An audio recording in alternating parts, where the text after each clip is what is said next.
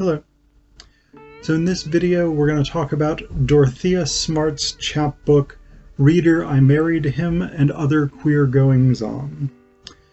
So this is a very short book, 27 pages, but it packs a lot of interesting stuff into that small space. These are poems, by the way. This is a poetry chapbook. Interestingly, a lot of these are sort of prose poems, so they have sort of longer sentence length type lines. They almost are formatted like paragraphs rather than the sort of shorter verse lines that we tend to think of with poetry. Although there are those in here as well. So it's an interesting collection that is really dynamic about how it uses line lengths, how it uses stanzas, how it uses the layout and the organization of poetry, which is kind of interesting in itself because of some of the themes of the book. And the two sort of big themes that really strike me, that I find really interesting, are this sort of elemental physicality that the characters, especially the speaker of these poems, experiences.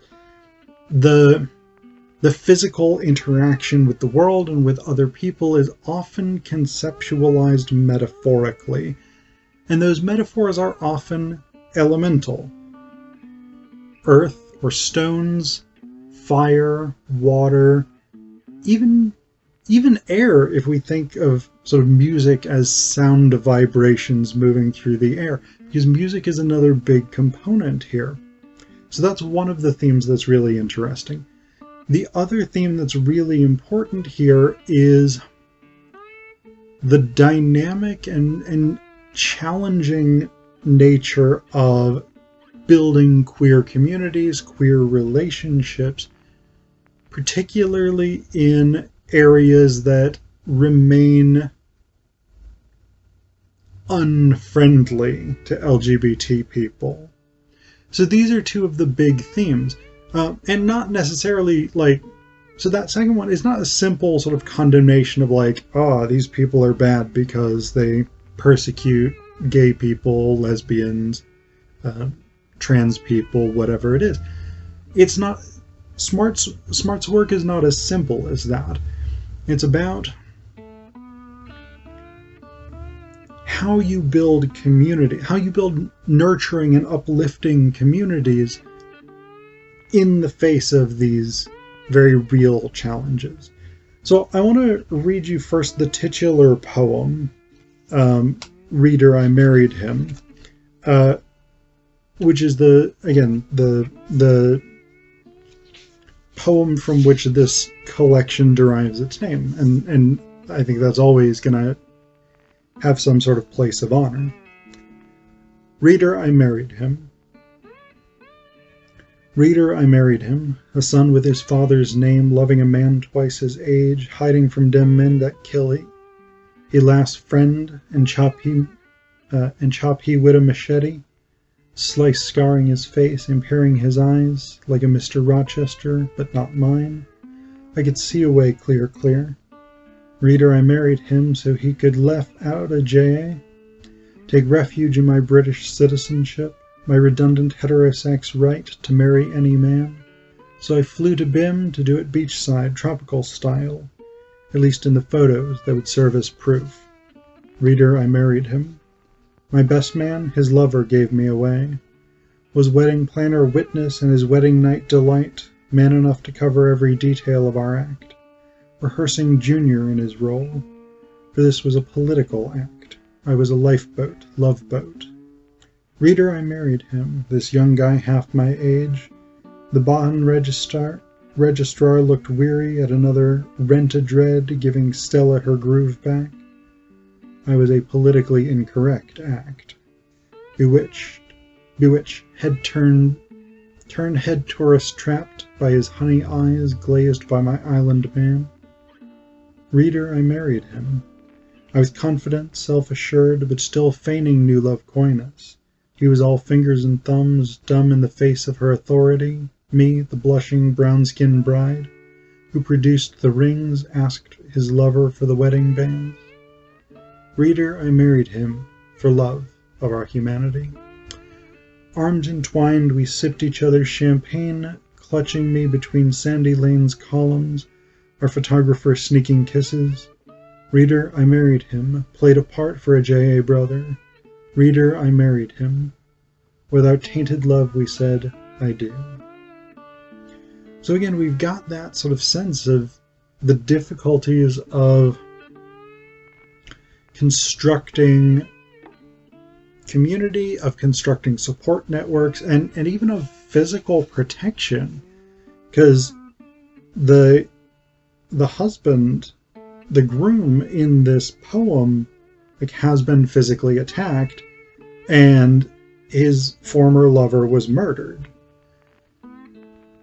So we've got that element, that sort of very visceral threat to this man's life, but then we've also got, interestingly enough, a critique of the British system that allows the speaker of the poem to help this guy escape Barbados.